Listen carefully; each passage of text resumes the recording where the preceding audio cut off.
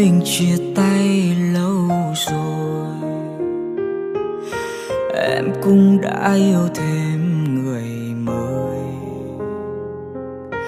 Anh thì vẫn cô đơn sớm tối, biết bao giờ con tim này được nghỉ ngơi. Trôi vơi giữa bao tố cuộc đời,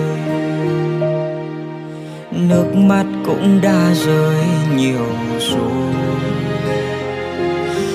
Cô đơn trong cuộc vui đông người, cố mỉm cười nhưng trong lòng chẳng được vui. Khi đã yêu một ai thật lòng, đâu nói quên là quên phải không? Khi người ta đã hết yêu rồi thì níu kéo cũng chỉ vậy thôi.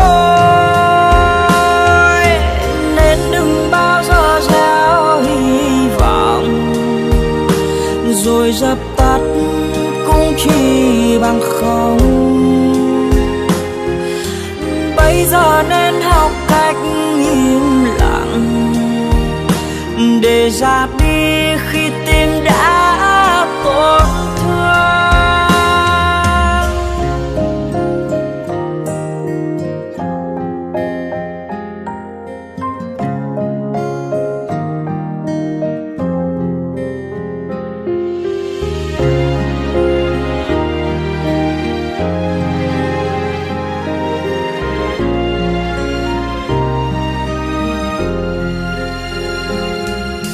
Trôi vơi giữa bao tố cuộc đời, nước mắt cũng đã rơi nhiều rồi.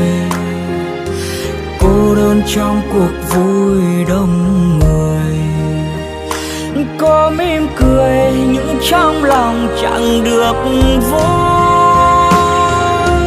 Khi đã yêu một ai thật lòng,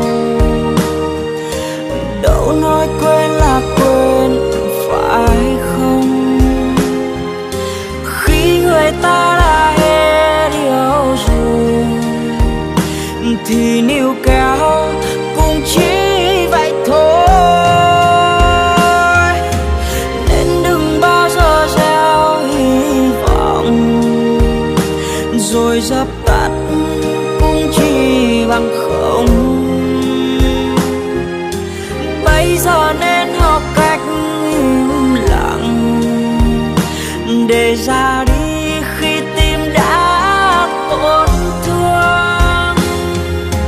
Khi đã yêu một ai thật lòng, đâu nói quên là quên phải không?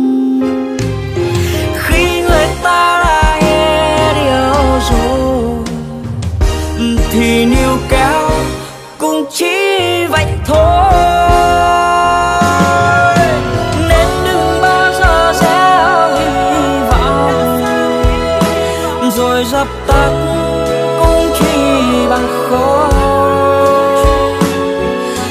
Bây giờ nên học cách im lặng để ra đi khi tim đã tổn thương. Để ra đi